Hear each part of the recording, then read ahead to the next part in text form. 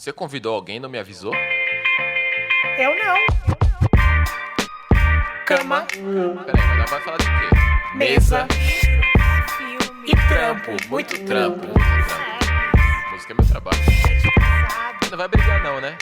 Lavar roupa suja no podcast não pode. Trabalhar junto. Tudo é bate-papo. Sejam bem-vindos. Salve, salve, meu povo, aqui é o Rashid.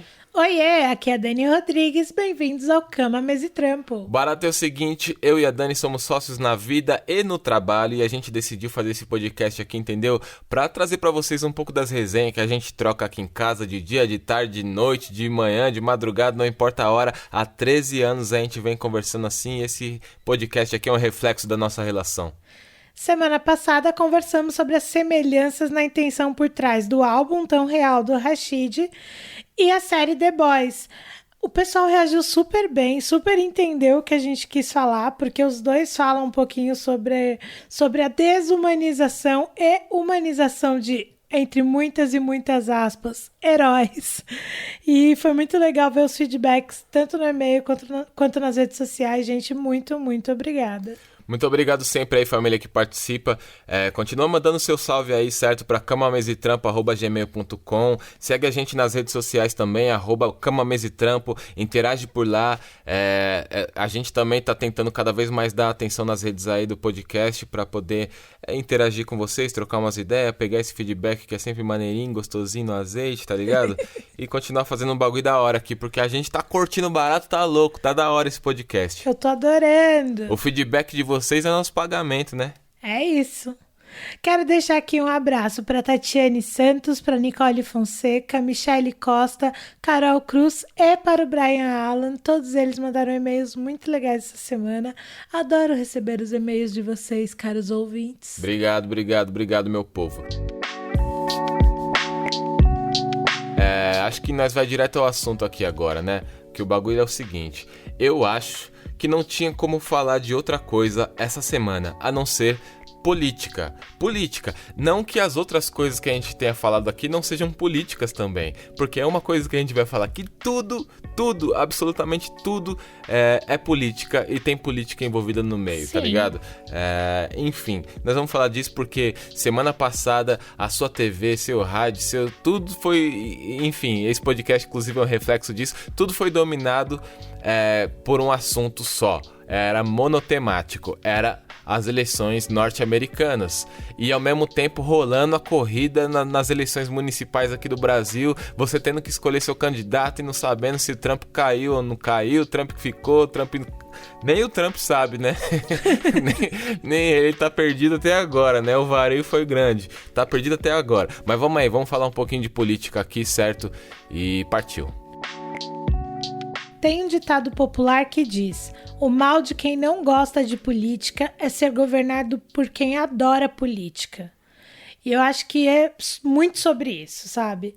Porque eu também não adorava política. Hoje é um tema que eu até gosto de me entender, de conversar sobre, mas é um tema que durante muito tempo eu evitei. Eu seguia ali, eu trabalhei sempre em regiões de... como que eu posso dizer? De boy, a High Society paulistana, e aí eu acabava votando no mesmo candidato que meus patrões, que as pessoas que trabalhavam comigo, que tinham um padrão de vida completamente diferente do meu, e foi assim que eu comecei a minha vida política. E só depois, quando eu estava fazendo faculdade, eu estudei administração com comércio exterior. E aí, quando você vai estudar comércio exterior, você estuda economia e política a fundo, porque isso impacta muito sobre comércio exterior. E aí, eu lembro muito o quanto eu fiquei impactada quando, na aula de, sei lá do que era, acho que era de exportação mesmo, explicaram o embargo a Cuba. E aquilo explodiu minha cabeça real. Eu fiquei, tipo, a doida do assunto. Você lembra disso, Rashid? Lembro de você chegando e explicando isso aí também. Você gostava bastante desse assunto. Você ficou meio vidrada mesmo nessa parada aí, né? Foi, eu fiquei pesquisando pra caramba, porque era um absurdo. Tipo assim, o que falta, na verdade, pra ser o Brasil ou pra ser qualquer outro país e pra um país qualquer, tipo, é os Estados Unidos, eu sei de todo o poder que ele tem, mas de um país qualquer definir se um país ele é Tipo, como que eu posso dizer? Se um país ele merece estar negociando com o mundo, ele merece ser um ponto turístico, ele merece se desenvolver, e aquilo tudo explodiu minha cabeça. E dali começou, tipo, eu comecei a me interessar mais no assunto, assim, tipo, como os países podem impactar em todo o resto, economia, financeiro, preço, nananã. E aí eu comecei a me aprofundar muito nisso.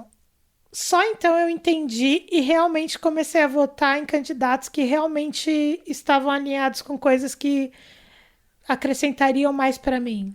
Eu, Se eu posso dizer assim. eu vou assumir também. Nas primeiras vezes que eu votei, ainda adolescente, votava no candidato mais famoso, né? Aquele que tinha mais tempo de TV, aquele que os pais falavam, que os avós, os tios falavam. Você votava no mais famoso. Não entendia de política, tinha uma certa aversão, assim, né? Porque também eu mal entendia as críticas que as músicas faziam. Por exemplo, o rap me despertou a consciência política, a consciência social. Só que quando eu era adolescente, eu que não tinha o taste, né? Eu que não tinha um paladar para digerir essas informações, eu achava que era só sentando pau em todo mundo, e é isso aí mesmo. Tá ligado? Ninguém. Tá todo mundo na farinha do mesmo saco. Ninguém presta. E, putz, vota em qualquer um que vai dar tudo a mesma merda, tá ligado? Eu não tinha. A minha percepção política era um pouco essa naquela época, sabe?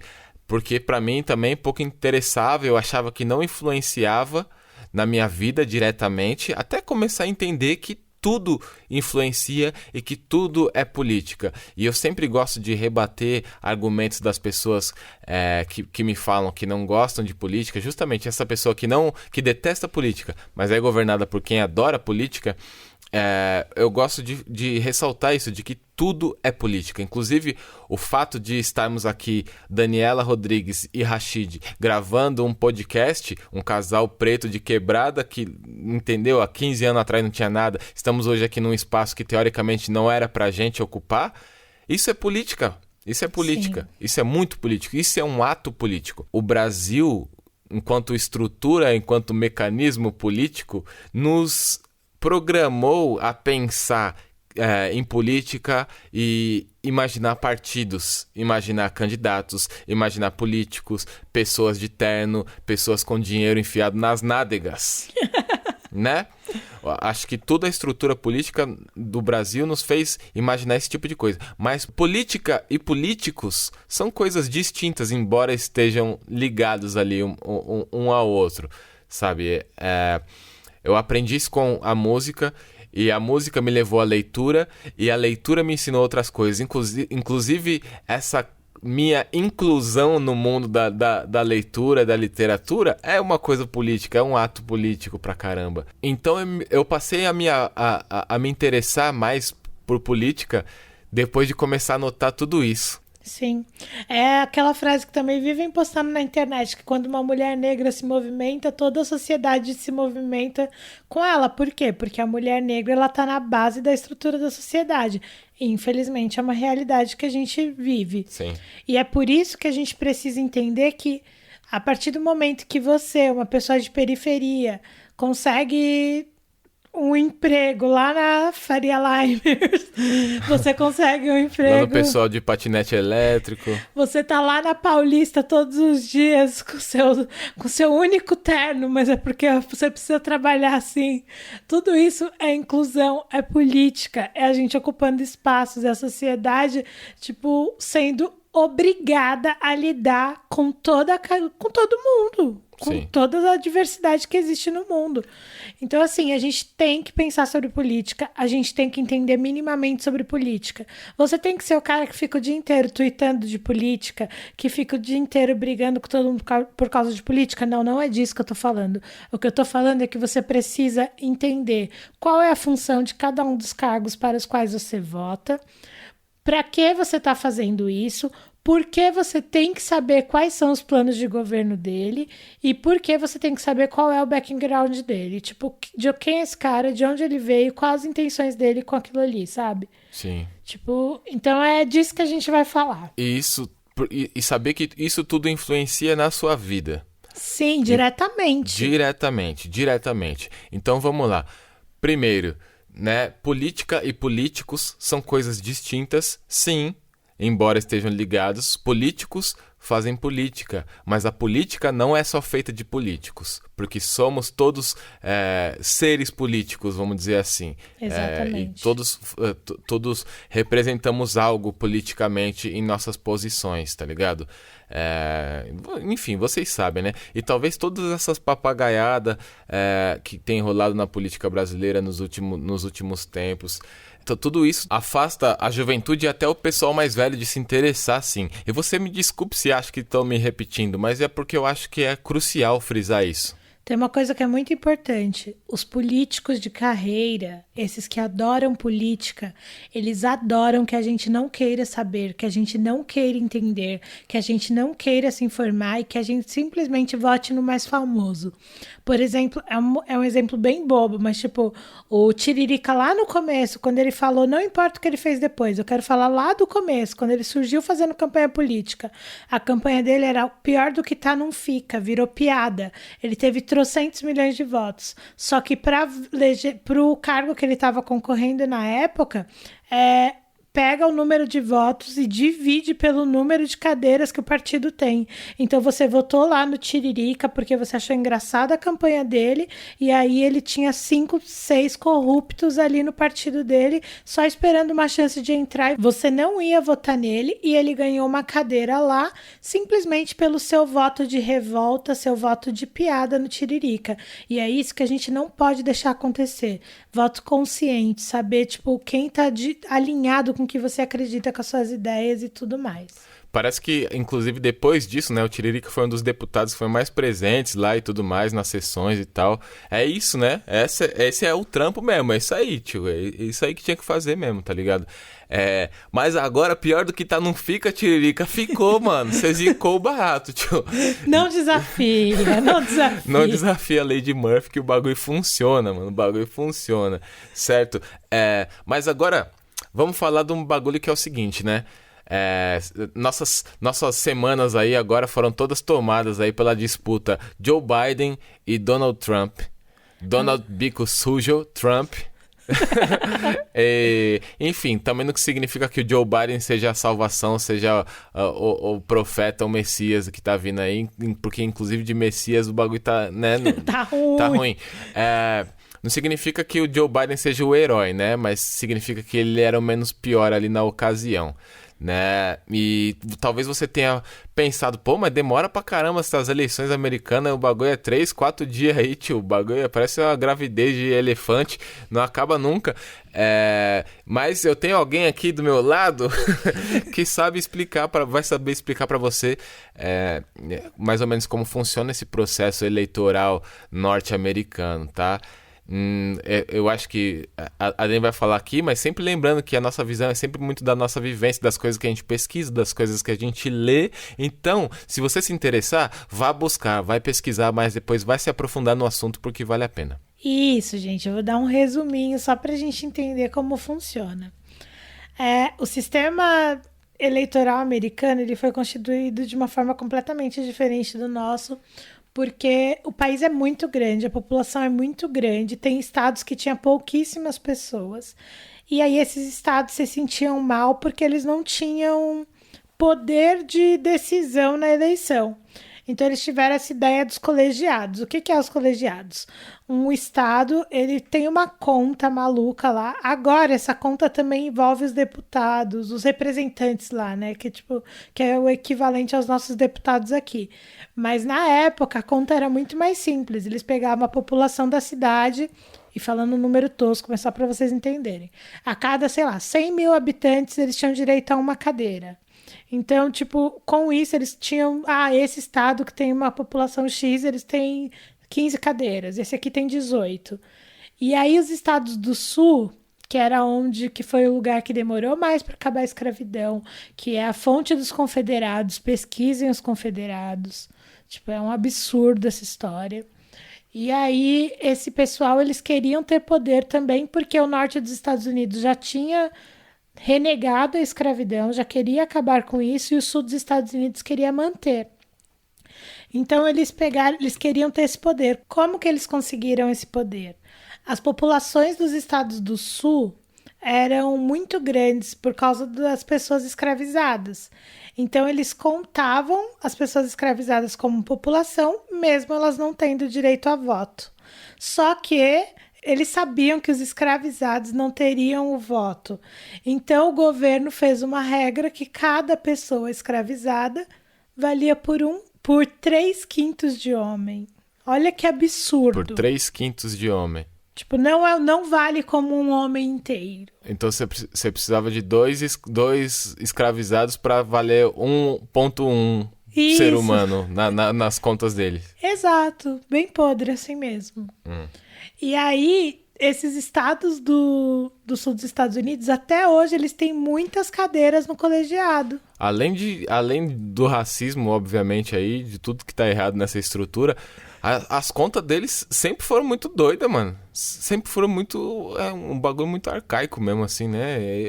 Enfim. Eles, inclusive, questionam que não houve correção, porque tem estados hoje que têm uma população muito maior e que tem menos cadeiras do que outros estados que têm população bem menor, porque esse sistema já vem de muitos anos. Vem da Constituição de 1787. É um absurdo, gente. E aí, tem mais um ponto que, assim, por que o voto lá é impresso? Isso, de certa forma, é mais seguro.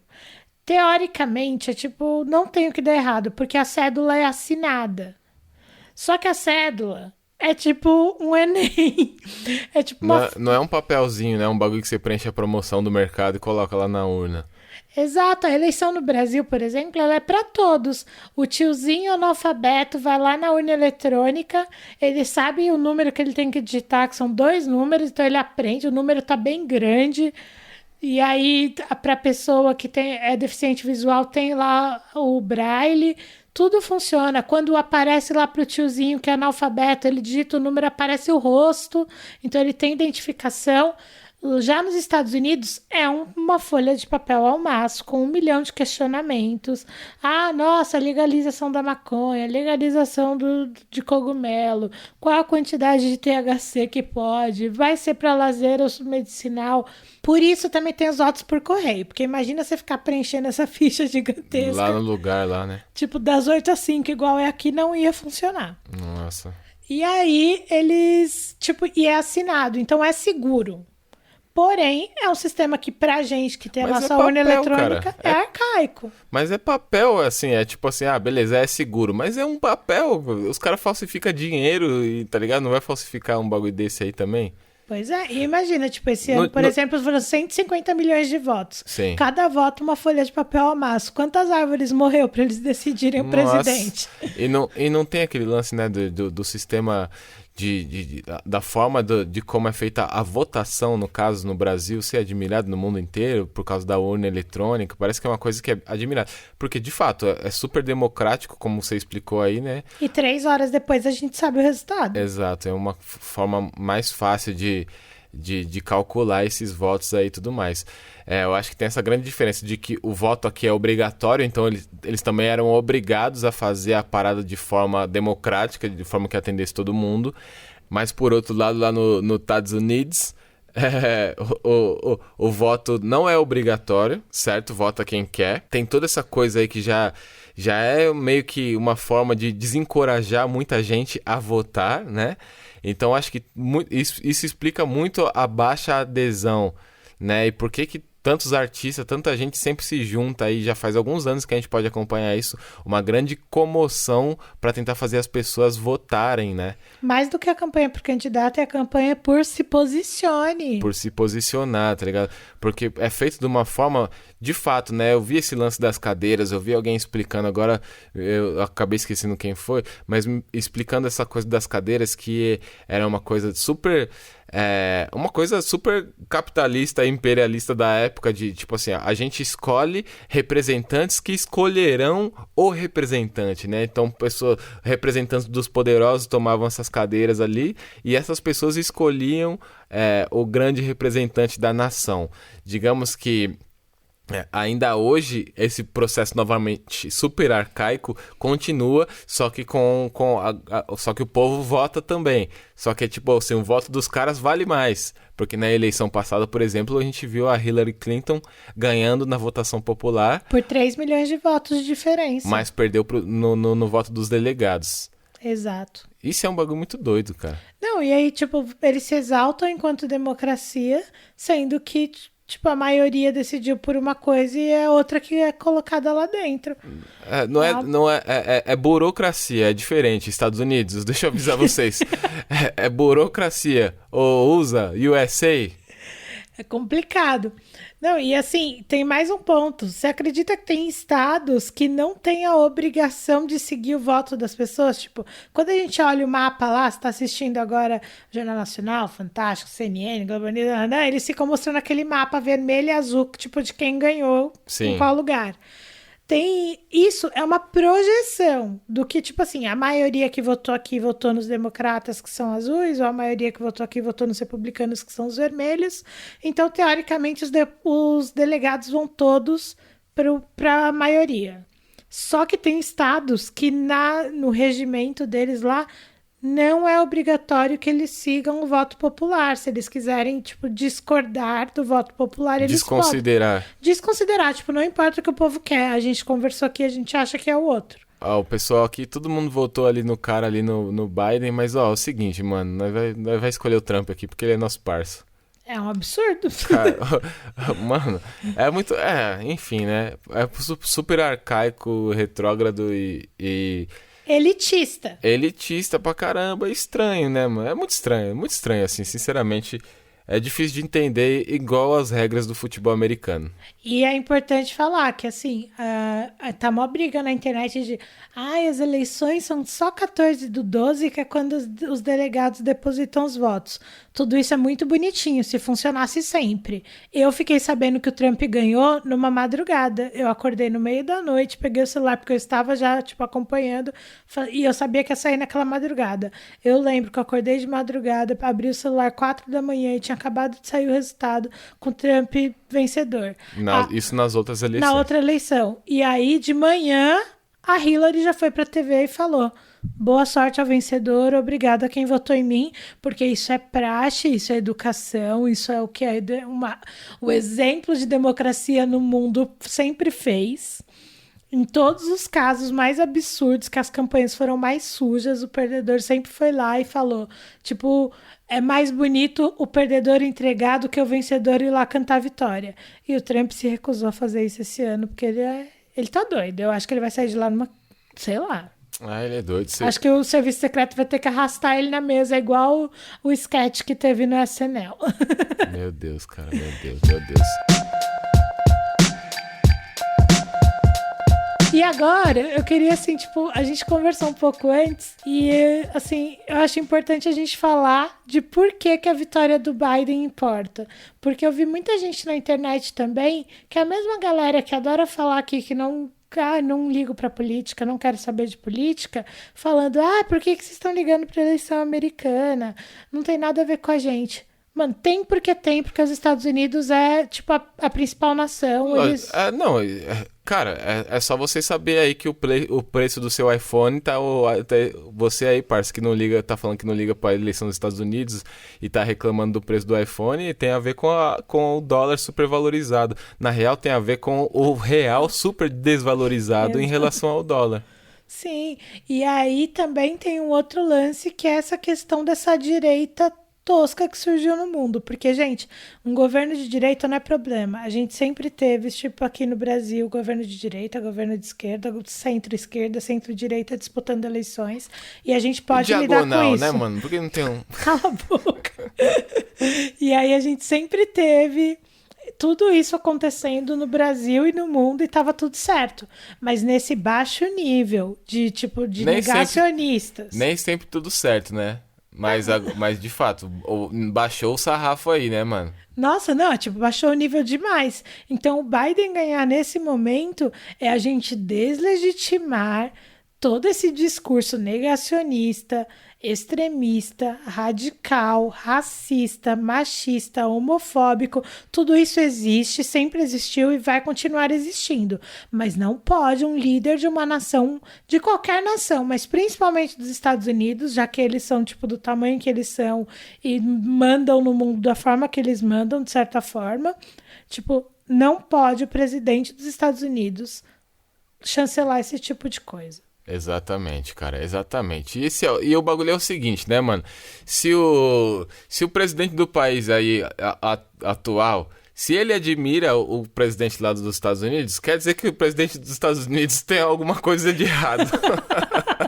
Tá me entendendo? Tá me entendendo? E se ele tinha essa idolatria pelo Trump, como pode ser super nacionalista e bater continência pro Trump? É como a Dani falou, né? É uma coisa, uma mentalidade tosca da ignorância que dominou a situação, entendeu? Sim.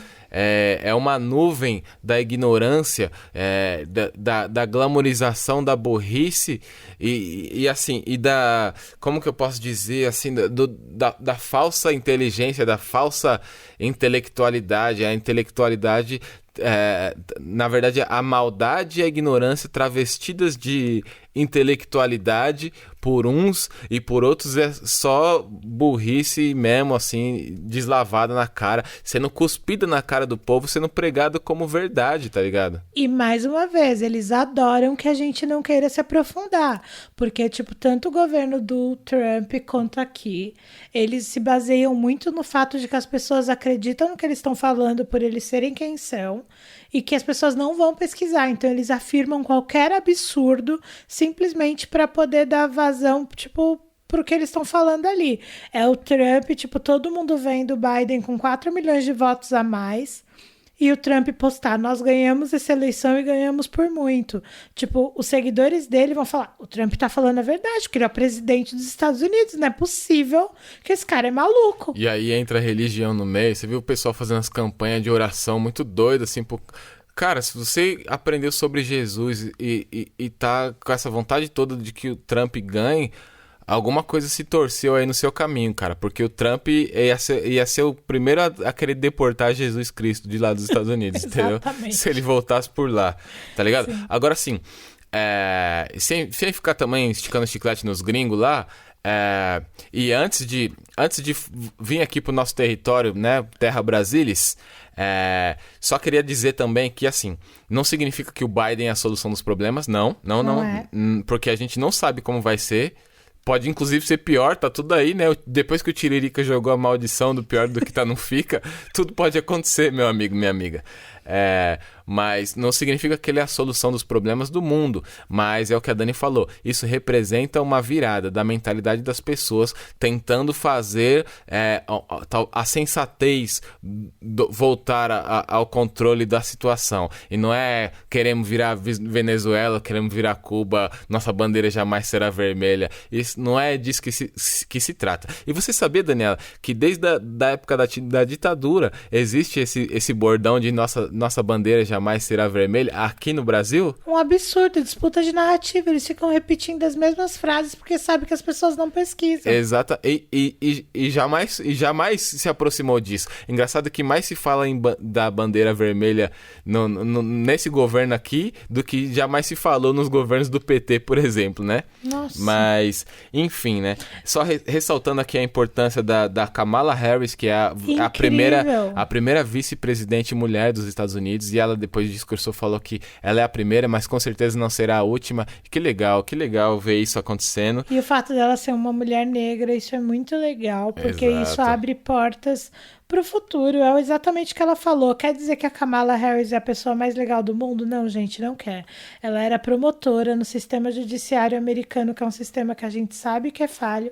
Inclusive, indico muito que vocês assistam tanto a 13ª emenda da AVA, tipo, ou mesmo se quiser trazer um pouco de forma mais simples, o Free Mic, que é sobre o Mic Mill, que tem no Prime Video, também vale muito a pena para você entender como funciona o sistema prisional americano. Então, assim, Kamala Harris não é a pessoa mais legal do mundo, mas só da gente saber que vai ter uma mulher negra, com um dos cargos mais importantes no mundo, isso já ajuda, mais uma vez, a derrubar muros que a gente tem na nossa sociedade como um todo, não só na sociedade brasileira, né? Exatamente. A gente tem que olhar a figura como um todo, né? Olhar de longe as coisas e pensar no futuro um pouquinho. Mas vamos falar de Brasil? Bora! Brasil, meu Brasil brasileiro.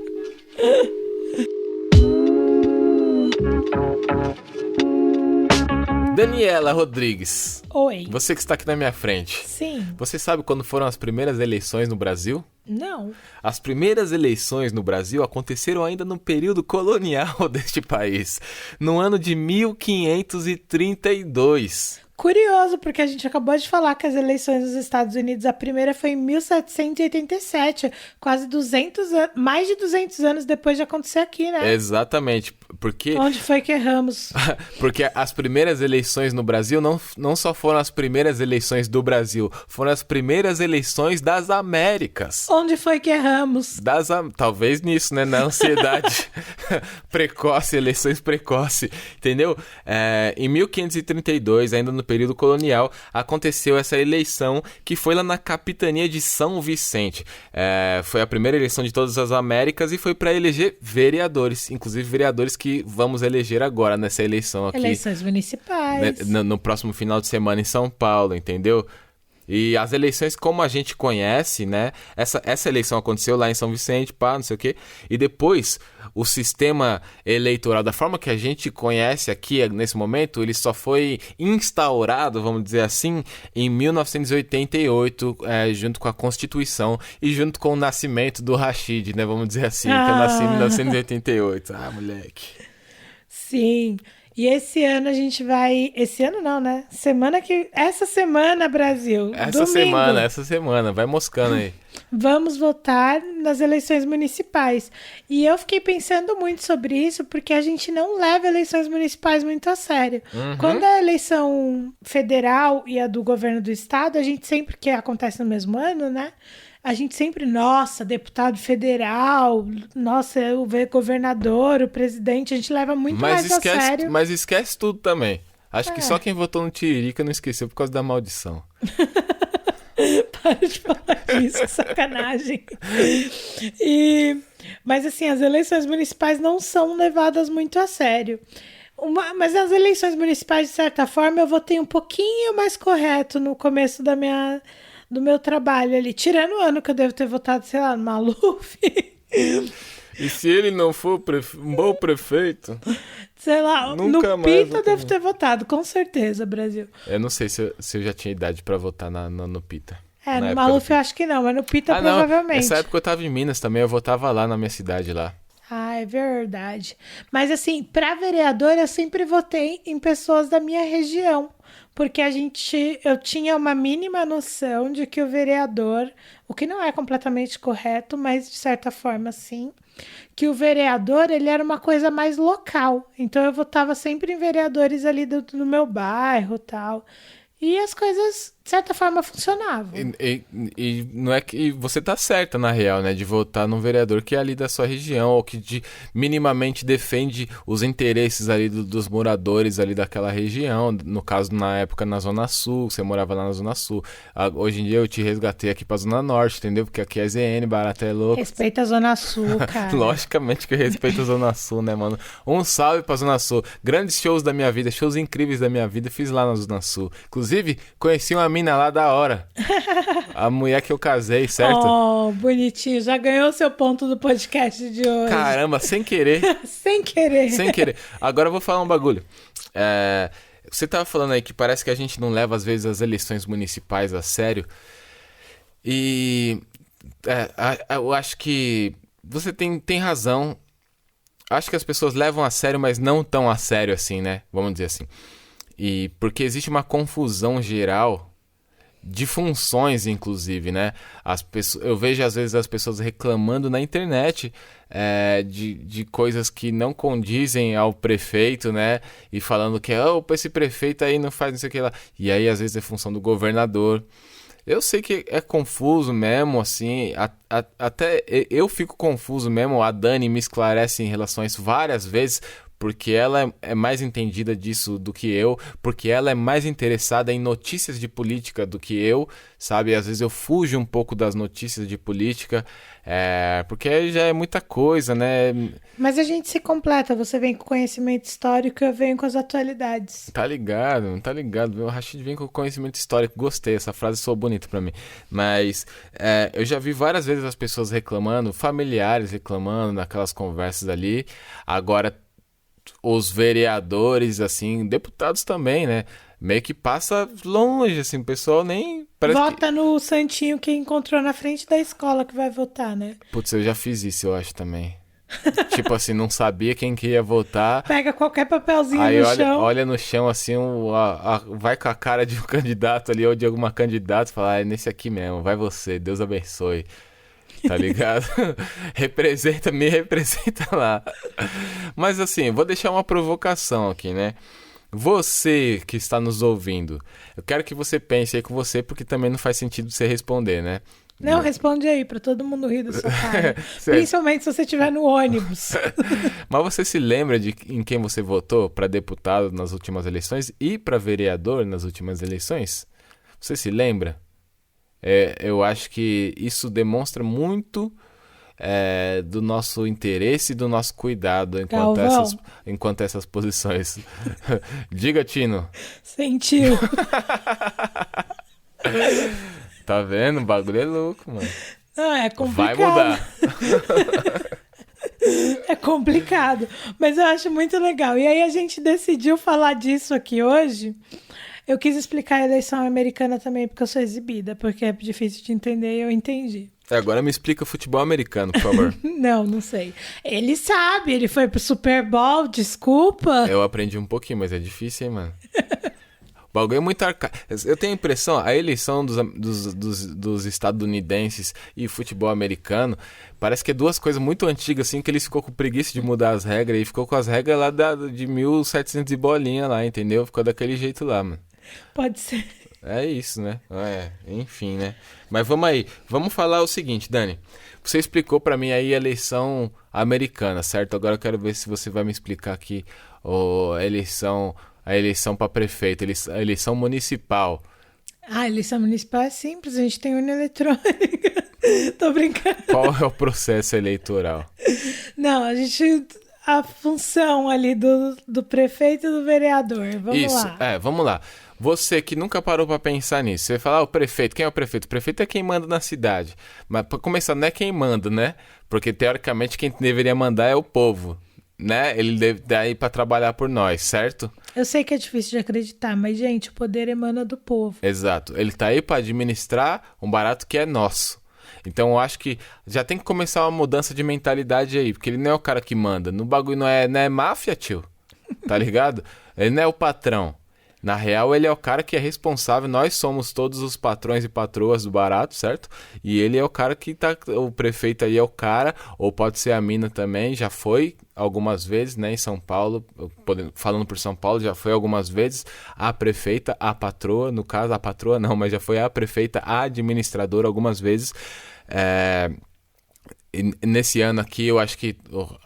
em São Paulo, pelo menos assim, vai ser o prefeito dessa vez, mas a pessoa, é o cara que vai administrar um barato que é nosso, certo? E é nosso, e é seu, e você acha, não, mas eu não pago imposto. Paga. Você vai no mercado e compra um chiclete, tem imposto embutido nesse valor. Se você vai no mercado lá, sua mãe fala, vai lá no mercado comprar não sei o que lá. Quando você pegar a notinha, olha lá no final da notinha, tá escrito quanto do valor que você pagou no mercado é de imposto federal, de imposto estadual, é de imposto municipal. Então, a cidade é sua, tome conta dela. Exatamente. E o prefeito, para quem mora em apartamento, vocês vão entender, eu vou usar a palavra, mas só para dar para sacar, assim. O prefeito é como se ele fosse o zelador do prédio. Certo. Zé Povinho. Não essa parte. O zelador que, tipo não assim, é Zé Povinho, não. Tem vários prefeitos aí, Zé Povinho. precisa pintar o prédio. O que ele faz? Ele fala com todos os moradores, pega o dinheiro de todos os moradores e vai pintar o prédio. Aí ele precisa achar a melhor empresa para fazer o melhor serviço, pelo melhor custo, que dure mais tempo, sem que os moradores gastem demais. Prefeito, gente, é isso. Certo. Então, por isso que quando fica lá, você tá vendo o Jornal do Meio-Dia, em todas as cidades tem o Jornal do Meio-Dia ali. O Jornal do Meio-Dia, ele é para cobrar o prefeito. Sim. Ah, é o buraco na rua, é tal rua que não tá iluminada, é o posto de saúde sem pessoa, que tipo as pessoas estão na fila, é a fila da creche, é esse tipo de coisa. Fala pra gente aí em palavras absolutas, quais as funções aí do prefeito, Dani? O prefeito é o poder executivo da cidade, do município. Ele administra a cidade e executa o trabalho. Ele é o poder executivo, ele tem que fazer as coisas.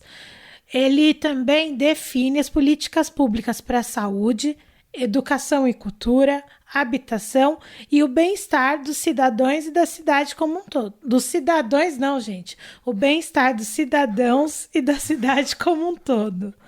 E ele é o zelador da nossa cidade e do nosso povo. Zé Povinhagem não faz parte. Não faz parte. Esse é só o ônus da coisa. Se trabalhar direito, nem tem tempo. Exatamente. Exatamente. Mas também tem uns prefeitos que apagam os maiores murais de grafite, o maior mural de grafite da América Latina. Burro. Aí vai lá e apaga, e depois tem que correr atrás, né? Tem que correr atrás pra querer fazer outro depois, né? Eu nem sei se esse outro projeto aí andou, né, na real. Nem me lembro agora, sinceramente. Mas, putz, a 23 aqui pra quem mora em São Paulo. Era demais. Desculpa, gente, você que é de fora de São Paulo, que ouve a gente, às vezes fica perdido nas coisas que a gente fala, que é muito regional, assim. Mas é porque como a gente tá num papo tão descontraído, a gente acaba falando das coisas que estão muito próximas da gente. Graças a Deus eu tenho a oportunidade de viajar pelo Brasil e conhecer várias coisas lindas que a gente tem no nosso país aí, mas na hora que a gente tá aqui no nosso bate-bola, vem muitas referências aqui de perto, principalmente nesse momento aqui falando da eleição municipal aqui, que a gente tem nessa corrida aqui agora. Nesse momento, a gente tem na corrida para prefeito de São Paulo. Na frente temos Bruno Covas, né? Temos Guilherme Boulos encostando ali, certo? Temos Russomano, Celso Russomano encostando ali também. Tem a Joyce, não sei o que eu não sei o sobrenome dela. Lá no final, Márcio França agora. Márcio França. Eu tô falando dos candidatos aí, os linha de frente aí. É isso, acabou aí, não precisa falar os outros, não. Então, Tiririca, você foi falar aquele bagulho? Aí você falou aquela coisa, né? Aquela frase icônica lá, né? Na sua campanha. E aí agora em São Paulo, que é a quinta maior metrópole do mundo, São Paulo, a gente tem um candidato a prefeito chamado Mamãe Falei. Tá bom, Tiririca? Tá bom pra você assim? Ou quer piorar mais? Ai, meu Deus. A Dani tá chorando ali de rir, mas é que vem aqui, né, mano? Às vezes o freestyle é foda. Desculpa, família. Nossa, esse pra mim é assunto proibido, credo. Não, tá tudo aí, né? Tá tudo aí, tá ligado? É pílula azul, pílula vermelha. Agora, uma coisa que eu gostaria, assim, que o nosso país se espelhasse, de certa forma, nas eleições estadunidenses, era o lance de ter menos partido, de ser uma coisa mais enxuta, sabe? Isso era muito importante. O primeiro debate à Prefeitura de São Paulo tinham 11 candidatos. Só bagunça, porque a conversa não flui. As pessoas que importam você saber quais são os projetos dela não tem espaço para falar. É um pouco complicado mesmo. É lógico que, por exemplo, nas últimas eleições para presidente, foi muito importante a gente poder conferir alguns candidatos que talvez não estivessem ali no pelotão da frente, como o próprio Boulos, que estava lá, e conferir ele ali, podendo dar umas ideias e tudo mais, né? Naqueles debates ali. Então, talvez a gente, se não tivesse esse tanto de partido, a gente tivesse perdido esse cara que promete, assim, politicamente, promete, né? Não quer dizer que é a solução de tudo também, mais uma vez, né? Mas ele promete muito, parece ser um cara muito inteligente, muito bem articulado, assim, e pra minha preferência e ideologia política, ele é um cara que promete muito futuramente, promete ser um grande líder aí, né? Enfim, talvez a gente tivesse perdido ele naquele bolo ali e tal, mas quando você vê um debate para prefeito da sua cidade com 11 candidatos e gente que você nunca ouviu falar e já não ouviu falar mais depois que passou aquele primeiro debate ali, putz, é realmente meio complicado, o debate não flui, a conversa não evolui, enfim, né? É quase como um movimento político antipolítico, né? Porque, sem querer ser conspiracionista também, né? Mas porque isso aí desanima o povo. O pessoal vai assistir o bagulho ali e aí vê umas ideias, vê umas pessoas, umas posturas e afasta, né? Acaba afastando o pessoal também, de volta. É complicado. Dá agonia. Eu acho que precisa... Acho que a conversa não rende. Eu entendo toda a questão de inclusão.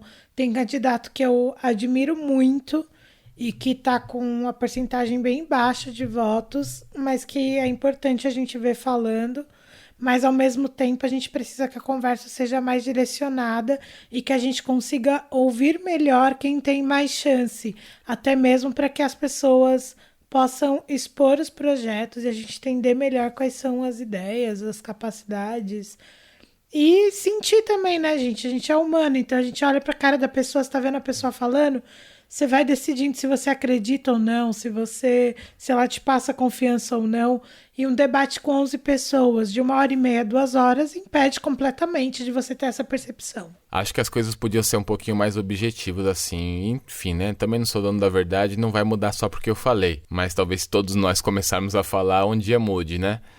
Opiniões. Tem que começar em algum lugar. E, juntamente com o prefeito da cidade, né, o cabeça ali do município, nós vamos decidir também vereadores, certo? Certo.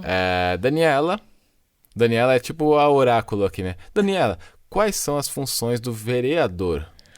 Os vereadores têm o poder legislativo, que é de criar, projetos e votar projetos ali, legislar pela cidade de São Paulo ou pela sua cidade. Desculpa, gente, é que eu tô em São Paulo.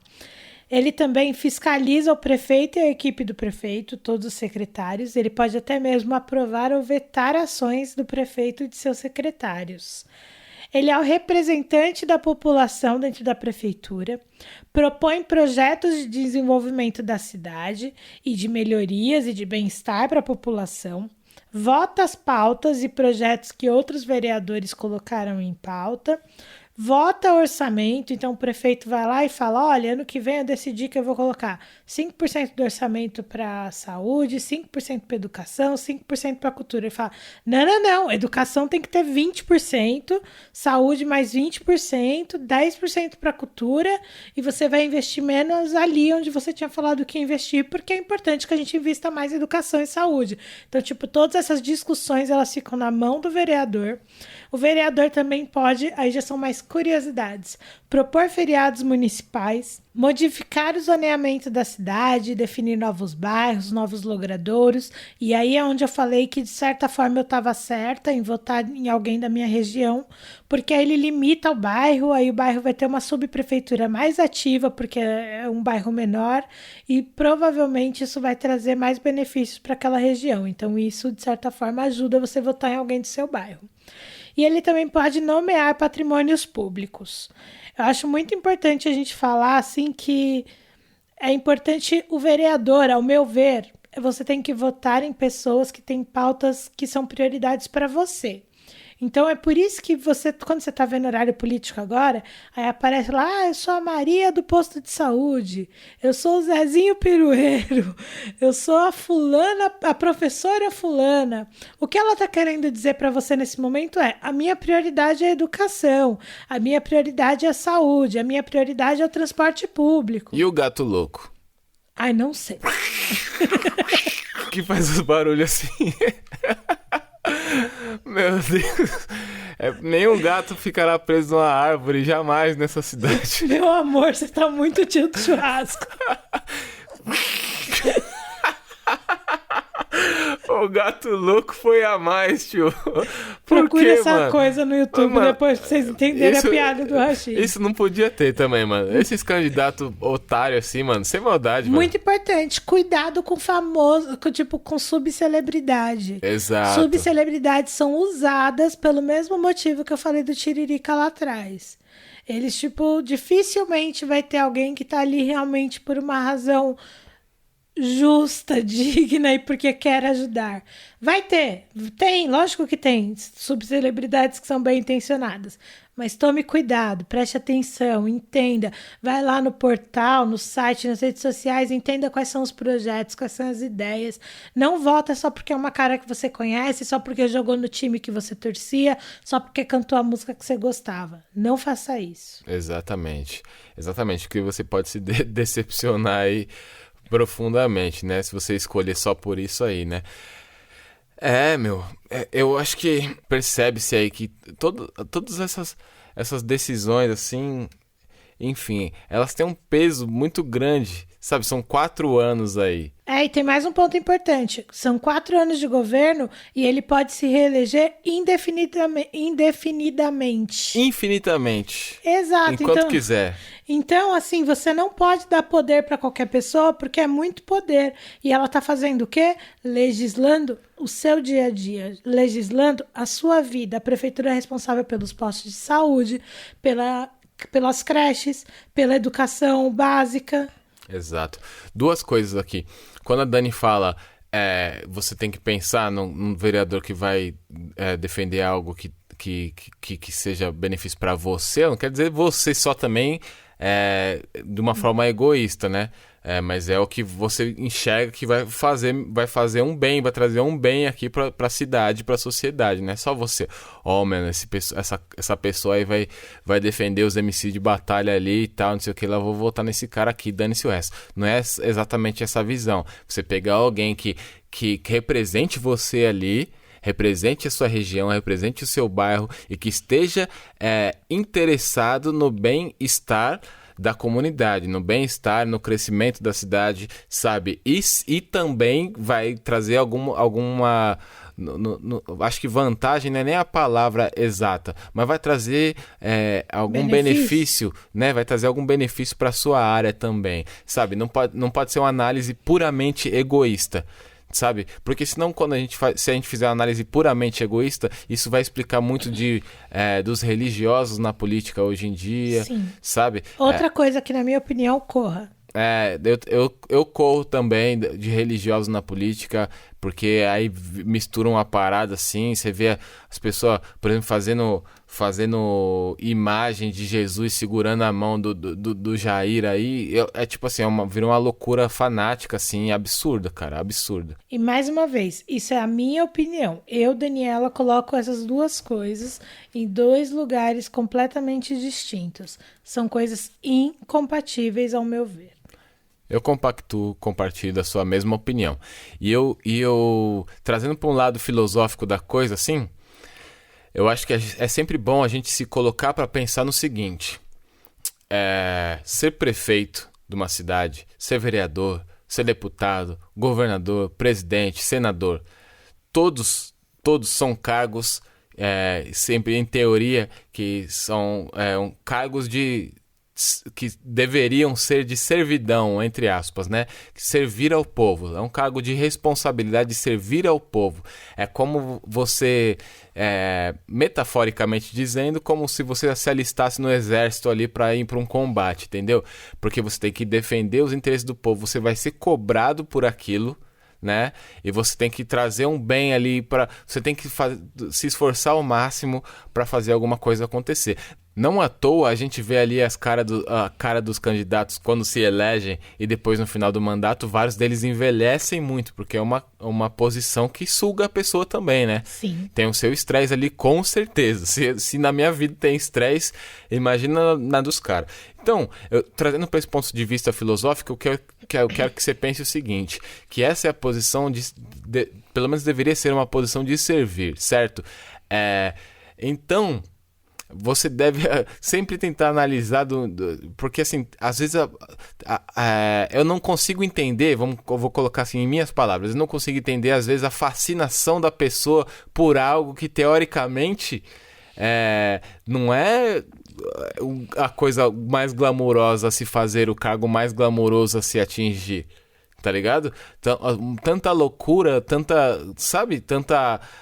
Vamos dizer assim, degladiação para uma coisa que, teoricamente, não é só bom, né?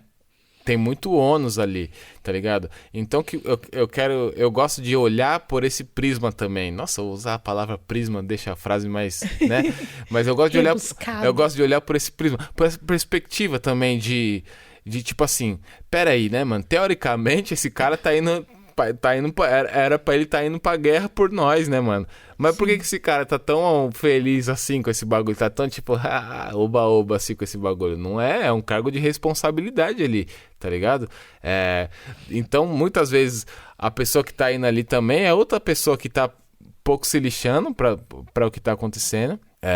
Tem pessoas que vão com muitas convicções, isso com certeza, e eu acho que essa talvez seja uma das chaves, uma forma de olhar para a gente conseguir decifrar a pessoa que tem convicções e ideias políticas, que quer fazer uma mudança, quer fazer alguma coisa, e uma pessoa que está ficcionada pelo poder, tá ligado? E aí você pode partir até lá pro príncipe do Maquiavel, lá, né, que a finalidade do poder não é o bem comum, é apenas o poder em si. E tem gente que tá lutando pelo poder. E tem gente que de fato tem ideias. Então, e por isso que eles precisavam ter tempo no debate para você entender eles melhor. Exatamente, para você entender quem quer poder e quem tem ideias, né? Quem tem ideias para tentar mudar alguma coisa, né? E lembrando que a mudança também nem sempre é bom para todo mundo, né? Tem gente que muda, acha que vai ser bom para todo mundo e não é. Enfim, aí a gente pode relativizar muita coisa também. Só queria propor esse lado mais filosófico da coisa, né? Eu acho que deu para entender. E eu acho que a gente tá num momento também de renovar tudo isso. Eu, Daniela, mais uma coisa que eu estou adotando nos meus votos é evitar político de carreira, família política desde sempre, gente que é deputado desde os 18 anos de idade, porque o pai já era deputado e o avô também. Gente que passa 28 anos enquanto deputado e não aprovou nada. Então, acho que a gente tem que sair desse lugar comum, entendeu? A gente tem que realmente... nos meus votos agora, eu vou priorizar mulheres negras, eu quero realmente ver uma renovação ali nas coisas. Eu estou fazendo isso nas últimas 2 ou 3 eleições, que foi quando eu comecei a pensar realmente nessas coisas. Também não é uma coisa que, gente, tudo isso que eu tô falando são coisas que eu vim construindo ao longo desses anos.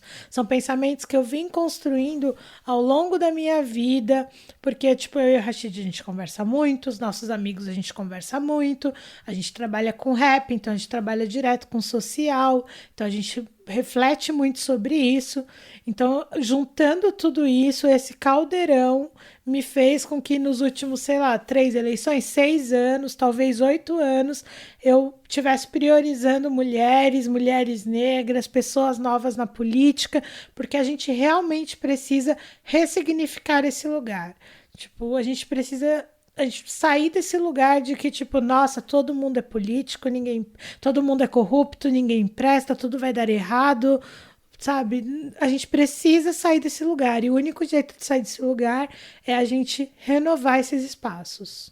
E a gente falou de tudo isso porque eu acho que as eleições municipais desse ano são muito, muito, muito importantes. E aí a gente volta mais uma vez no Biden e no Trump. Por que foi importante o Biden ganhar? Porque a gente precisa deslegitimar esse discurso extremista, racista, machista, homofóbico, negacionista, que nega a história, que nega a ciência, que não acredita em nada, que... tosqueira, gente, fala umas coisas que não faz sentido, que fica brincando com a cara das pessoas, com disputa de narrativa, falando qualquer coisa, postando qualquer coisa, e as pessoas acreditam e vão numa onda que não faz sentido. Tem coisa que você não concorda, e tudo bem, e tem coisa que é mentira deslavada, que não faz sentido, e a gente precisa sair desse lugar. E eu acho que o primeiro passo para a gente começar isso para começar essa renovação, para sair desse lugar, é a gente votar um pouquinho melhor nas eleições municipais. O melhor quer dizer o meu candidato? Não, não quero dizer o meu candidato. Eu só quero que você pense um pouco melhor no país que a gente está construindo, porque sim, a eleição municipal, ela depois, isso vai escalando e é a construção do país. No país que a gente está construindo para a gente, para os nossos filhos, para os nossos netos, para a gente sair desse lugar de país corrupto, que não dá certo, que tudo tá errado, de dinheiro no ânus e tudo mais. Rapaz! Dinheiro no ânus foi foda. Só lembrei, enquanto você falava disso, quando você falou de negacionismo, de ciência, de tudo, essas coisas, também tem uma... não sei se existe esse termo, a gente pode inaugurá-lo aqui agora, que é o emburrecimento religioso, né? Tipo, tudo usa a religião para embasar um argumento estúpido, né? Como já aconteceu diversas vezes na história. Hoje pela manhã eu assisti um vídeo no canal do Átila, nosso querido Átila Yamarino, uma conversa com uma mulher que eu não conhecia o trabalho até então, né? Chamada Mônica De Bolle. E ela é doutora em crises financeiras, assim, absurdo e tal. Eu acho que a cabeça dessa pessoa é meio a milhão, né? Especialmente se ela estiver focada em estudar o Brasil, por exemplo. E eles estavam conversando sobre várias coisas ali, e uma coisa me chamou muito a atenção, muito, muito, porque eu adoro ciência. Eu sou uma pessoa que cresci na igreja e tudo mais, né? Todo mundo que me ouve, me acompanha desde sempre sabe que eu cresci na igreja e aquilo, né? Pô, só que eu sou apaixonado por ciência, de fato, porque e na minha cabeça as duas coisas uma coisa não anula a outra. E aí tinha um dado científico ali na conversa do Átila com a Mônica, e eles estavam falando sobre exportação, né? Falando que um dos países que mais exporta no mundo, que mais fatura com isso, é a Holanda. É a Holanda, que é minúscula perto do Brasil. É minúscula, minúscula. E eles falando que em 2019 o Brasil bateu o recorde de exportação, né? Faturou tipo 96 bilhões, assim, um bagulho assim, né? E só que a Holanda, ela é tipo assim, sei lá, é top 3 países que mais faturam e vem batendo recorde atrás de recorde há anos. Então, o ano passado faturou tipo assim, sei lá, 105, um pouco mais de 100 bilhões. Então ainda foi à frente do Brasil. E a questão da Holanda é que eles investem em ciência ao invés de investir em territórios, sabe? No agronegócio deles. Falou que enquanto o Brasil, por exemplo, nós precisamos produzir mais, vai lá e desmata mais a área, queima mais coisa para produzir, a Holanda investe em ciência, em estudo, né? Para poder produzir melhor, em estufas, em sementes, em não transgênicos, no caso. Mais absurdo para mim nessa conversa toda, que me deixou mais pasmo, e pasmem vocês também, é que a Holanda é a segunda, né? A segunda maior exportadora e tal de produtos agrícolas variados. E em 2016, né, segundo uma pesquisa, em 2016 o Brasil utilizava em território para agricultura 2.835.460 quilômetros quadrados. 2.835.460 quilômetros quadrados ocupados para agricultura no Brasil. E a Holanda, que sempre exportou mais do que o Brasil, pelo menos na última década, ela ocupa apenas 17.690 quilômetros quadrados. 17.690 quilômetros quadrados. Isso porque eles investem nisso, nessa área de pesquisa e tudo mais, na eficiência da coisa, né? E não vai lá, precisa produzir mais, a Holanda tá na frente, derruba mais árvore e... Bom, acho que esse dado aqui mostra que talvez esse caminho aí do desmatamento é um caminho bem errado, né? Enfim, né? Esse dado foi absurdo para mim, e é política, embora a gente esteja falando de uma coisa que não tem a ver com partidos enfim, Claro, mas tem a ver diretamente com decisões também, né? Isso é político pra caramba, e é um baita exemplo aí de como a mentalidade política brasileira tá seguindo aí por um caminho meio controverso. Também não significa que a Holanda é exemplo pra tudo, não tô dizendo isso aí não, mas esse dado aí é impressionante, isso você não tem como negar. Exatamente. É isso, gente. Eu acho que era mais para botar a gente para refletir, porque eu sei que, principalmente em tempos tão controversos como foram os últimos anos, a política acaba chegando para o nosso público-alvo, né? Para as pessoas que consomem haxixe, que estão nas minhas redes sociais, que é tipo de 16 a 25, 28 anos, chega de uma forma mastigada e tosca. Tosca como a direita tosca. Mascada e cuspida, né? Nem mastigada, né? Então, tipo, chega de um jeito que faz parecer tudo pior do que é. É difícil, não é legal, tá bagunçado, mas a mudança tá nas nossas mãos. Eu sei que é meio tosco falar isso, é meio clichê falar isso, mas é porque a gente precisa vestir essa carapuça e realmente ir pra cima, senão nunca vai mudar, gente. Tipo, é isso, eu não sei nem o que falar. E foi por isso que a gente puxou esse assunto aqui, porque a gente tá trazendo o que a gente foi acumulando de, entre muitas aspas, de conhecimento. Eu não tô falando que eu sou especialista em política, que eu sou especialista em nada. Foram coisas que eu fui procurando entender por causa das dúvidas que eu tinha. Então eu fui me aprofundando no entendimento para ver como essas coisas poderiam afetar a minha vida. Boa. E aí eu acho que todo mundo deveria fazer isso um pouquinho. Se você tiver dúvida de alguma coisa que a gente falou, vai procurar, pesquisa, não me xinga, só vai olhar, depois a gente conversa. E estamos super à disposição para trocar ideia. Se nós tiver falado alguma coisa errada, depois você manda e-mail. Se a gente tiver falado alguma coisa errada, corrigiremos no próximo episódio com prazer, porque a gente está falando baseado em pesquisas que a gente fez na internet, coisas que a gente vem ouvindo nos jornais, etc. A gente juntou tudo isso e veio sem roteiro conversar com vocês, como a gente sempre vem. Então, por favor. E é isso. Espero que esse episódio seja útil aí, certo? Vamos que vamos. Daniela, me fala, por favor, aí, pra nós sair agora desse clima político, né? A gente tá até vestido de social aqui, vocês não tem como ver, mas nós estamos aqui de social, tá? Vai acreditando. Qual que é a sua dica da semana aí, Dani? Pô, eu já te falei aqui que eu tava com muita dificuldade de ler, né? Porque eu não me concentro, celular, computador, internet, tudo isso. E aí o último livro que eu consegui, assim, que foi o livro que eu devorei. Eu já li outros livros, mas eu li mais devagar, pegava um dia e largava. Mas o último livro que eu devorei, que eu peguei e não conseguia largar, foi o Kindred, da Octavia Butler. Gente, esse livro é um absurdo. E aí, depois eu fui pesquisar, a Octavia Butler, ela é uma das autoras mais aclamadas de ficção científica desde 76. E o mais legal é que tipo, é uma mulher negra que ficou conhecida por ficção científica, tipo, nos anos 70. Muito legal essa conquista e as pessoas adoram todo o conteúdo dela, tem vários livros muito legais, eu tô pra pegar outro pra ler. Qual que é a sua dica de hoje? A minha dica é de um canal, tá? Um canal do YouTube que eu assisto bastante e assim, putz, sem palavras pra esse canal quando eu descobri, tá? Eu admiro esse cara, é o canal do Eduardo Bueno, um canal chamado Buenas Ideias. Eu aprendo muito sobre história do Brasil lá. Ele ensina demais, os vídeos são dinâmicos demais, é muito bem editado. Imagina um professor de história igual ele. Não, imagina ter aula com aquele cara, mano. Ele é historiador, professor de história e tal, tudo mais.